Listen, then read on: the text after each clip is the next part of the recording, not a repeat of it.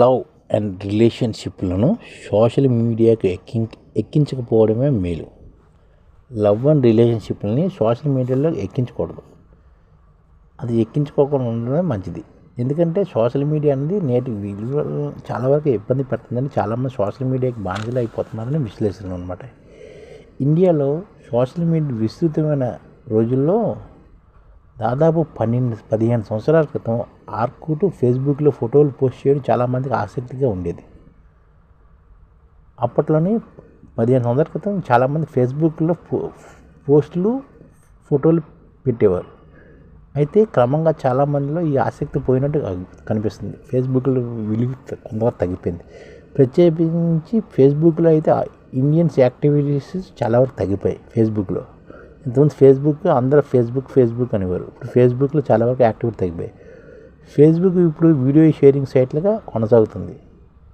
Facebook ఇప్పుడు ఒక video sharing site లాగా కొనసాగుతుంది. ఫేస్బుక్లో వీడియోస్ షేర్ చేయడానికి ఉపయోగపడుతుంది తప్ప గతంలాగా పర్సనల్ అప్డేట్స్కి ఇక్కడ బాగా తగ్గించేసారు జనాలు.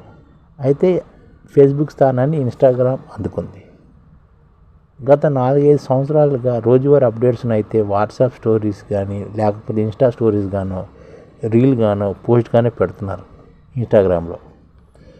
అయితే ఇన్స్టాగ్రామ్ రెగ్యులర్ అప్డేట్స్ని పోస్ట్ చేసేది యంగ్ జనరేషన్ అని చెప్పుకోవాలి. కొంతమంది ఆంటీలు, అంకుల్స్ కూడా అక్కడక్కడ హల్చల్ చేస్తున్నా వీరంతా రీల్స్ గుర్తింపు తరతర పడే బ్యాచే. వీళ్ళు రీల్స్ అన్నీ అది అన్నీ సొల్లు కబుర్లు చెప్పుకొని తిరుగుతుంటారు. వీళ్ళంతా దీనివల్ల ఉపయోగం లేదు. అయితే ఏదేమైనా లవ్ అండ్ రిలేషన్షిప్ అప్డేట్స్ను సోషల్ మీడియాకి ఎక్కించడం అనేది అంత తెలివైన పని కాదు.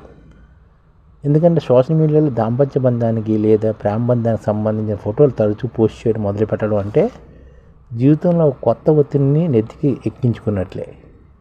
ఈ మాటని ఎవరు చెప్పనక్కర్లేదు. పోస్ట్ చేసేవారికి ఇది బాగా అర్థమై ఉంటుంది. ప్రతి పోస్ట్కి ఎన్ని లైకులు వచ్చాయి, గతంలో పోస్టుల కన్నా ఇప్పుడు మన మెసేజ్ పెరుగుతుందా, ఇమేజ్ పెరుగుతుందా, తగ్గుతుందా అనే వాటితో మొదలు పెడితే ఇన్స్టాలోనో, వాట్సాప్ స్టేటస్ గానో పోస్ట్ చేసే ఫోటోల కోసమే అనే ప్లాన్ వేసుకోవాల్సి వస్తుంది. టూర్లతో పాటు లోకల్గా తిరగడం, హోటల్లో వెళ్ళి అక్కడ భోజనం ఆర్డర్ పెట్టి వాటి పిక్స్ పెట్టడంతో మొదలు పెడితే దానికోసం ఎన్ని కష్టాలు పడ్డారో చెబుతూ ఆ ఫోటోను రెగ్యులర్గా పోస్ట్ చేసే వారికి తెలుస్తుంది. పోస్ట్ చేసిన మొదలు ఎవరు లైకులు కొట్టారు, ఎన్ని లైకులు వచ్చాయనేది మరో తతంగం. తక్కువ లైకులు కనిపిస్తే ఎన్ని లైకులు వచ్చాయనే డీటెయిల్ని దాచేయాలని, ఒక నెంబర్ చేరుకున్న దాన్ని రివీల్ చేయాలని, ఇవన్నీ మానసికంగా ఎంత తలనొప్పులుగా మారుతాయో ఆ దారిని వెళ్ళే వారికి అడిగితే చెప్తారు. వారి కష్టాలు మాత్రం ఈజీగానే అంచనా వేయించుకోవడానికి. ఒక రకంగా చెప్పాలంటే సోషల్ మీడియాలో రిలేషన్షిప్, పర్సనల్ ఫోటోలు ఎక్కువగా పోస్ట్ చేసేది కూడా అమ్మాయిలని చెప్పచ్చు. అబ్బాయిలకు ఈ విషయంలో పెద్ద ఆసక్తి ఉండదు. కొందరికి దీనికి మినహాయింపు. తన భార్యతోనో, తన ప్రియురాలతోనో తరచూ ఫోటోలు దిగి లేదా టూర్లకు వెళ్ళిన వాటిని స్టేటస్లుగా పెట్టే అబ్బాయిలు ఏ నూటికో ఒకరు ఉండడం కష్టం. సోలోగా ట్రావెల్ చేసే అబ్బాయిలు ఎక్కువగా పోస్టులు చేస్తారు. కానీ భార్యతోనే, ప్రియులతోనంటే అది కొన్ని నెలలకు ఒక పోస్ట్ పెడితే అదే ఎక్కువ. కానీ నయా జనరేషన్ అమ్మాయిలు మాత్రం అలా కాదు. పెళ్ళి, ఎంగేజ్మెంట్లు, పెళ్లి సంబంధించిన ఫోటోషూట్లు వారికి ఏది నచ్చితే అది పెట్టేస్తున్నారు. కొత్త డ్రెస్ వేసుకుని ఆఫీస్కి వెళ్ళిన 5-6 రోజుల్లో ఫోటోలు దిగి రీల్స్ చేస్తూ పిచ్చిగా ఉంటున్నారన్నమాట. ఇక ఊరు దాటడం అదో పెద్ద టూర్ అన్నట్టుగా ఇంకో రీలు, వీకెండ్లు, పండుగలు, పబ్బాలు వచ్చిన బోలెని ఫోటోలు, పోస్టులు ఇలాంటివన్నీ పెడుతున్నారు. ఒక పిచ్చిలా ప్రవర్తిస్తున్నమాట. ఇదంతా ఐడెంటిటీ క్రైసిస్ వల్ల జరుగుతుందన్నమాట. ఇది తనని అందరు చూడాలని, తన ఫోటోలను అందరు చూడాలని కొంతమంది ఐడెంటిటీ క్రైసిస్ అంటారు దీనివల్ల కూడా ఇలా జరుగుతుంది. ఎందుకంటే ఇది ఒక స్థాయి వరకు పర్వాలేదు. మన ఫోటోలు చూసి జనాలు ఒక అభిప్రాయం ఏర్పరచుకునే ప్రయత్నం కూడా ఇది అనమాట. ఇది ఒక స్థాయి వరకు పర్లేదు. కానీ ముదిరితే కొన్ని మానసిక ప్రమాదకరమైన దోళనలో వస్తారన్నమాట. ఈ లైక్లు, షేరింగ్ వల్ల లేనిపోని డిప్రెషన్ దారితీసే అవకాశం కూడా ఉంటుంది. సోషల్ మీడియాలో మనం చూసేది ఏది నిజం కాదు.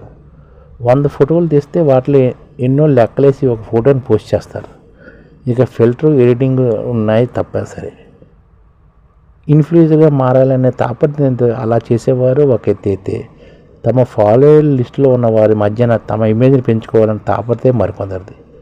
సోషల్ మీడియాలో ఫోటోలు చూసి ఎవరి విషయంలో ఒక అభిప్రాయానికి వచ్చినా తప్పే. ఎందుకంటే కొంత శాతమే వాస్తవం ఉంటుంది. ప్రతి ఒక్కరికి అవగాహన వస్తున్న రోజులు ఇవన్నమాట ఇప్పుడు. అక్కడ ఎవరు నిజాన్ని పోస్ట్ చేయరని, జనాలు ఏదైనా నిజం అనుకోవాలని వారు అనుకుంటారని అదే పోస్ట్ చేస్తారని, ఇలాంటి పరిస్థితులు సోషల్ మీడియాలో రిలేషన్షిప్లు లేకపోవడం ఉత్తమం. సోషల్ మీడియా దూరంగా ఉండడం కూడా ఉత్తమే. ఎందుకంటే ప్రతి విషయాన్ని లవ్ అండ్ రిలేషన్షిప్ని సోషల్ మీడియాకి ఎక్కించడం, లవ్స్ రీల్స్ ఇవన్నీ చేయడం, ఈ ఛానల్ ఉద్దేశం ఏంటంటే చాలా వరకు మన తెలుగు రాష్ట్రాల్లో టైం వేస్ట్, 1 కోటి మందికి సంఘటిత రంగాల్లో ఏ విధంగా ఉద్యోగాలు ఇవ్వవచ్చు, కనీస నెల జీతం 30,000 వరకు ఏ విధంగా ఇవ్వవచ్చు, ఏ విధంగా చేస్తే ఉద్యోగాలు సృష్టించబడతాయో వివరిస్తూ ఈ ఛానల్ వీడియోలు వస్తాయి. అలాంటి వీడియోలు మీకు కావాలంటే మన ఐడిఎఫ్ భాస్కర్ ఛానల్ని సబ్స్క్రైబ్ చేసుకోండి. ఐడిఎఫ్ అంటే ఇండియన్ డెవలప్మెంట్ ఫోర్స్. ఈ వీడియోలు చూసిన తర్వాత మీకు నచ్చితే లైక్ చేయండి, మీ ఫ్యామిలీ మెంబర్స్కి షేర్ చేయండి, మరియు మీ ఫ్రెండ్స్కి షేర్ చేయండి. Thank you. నమస్కారం.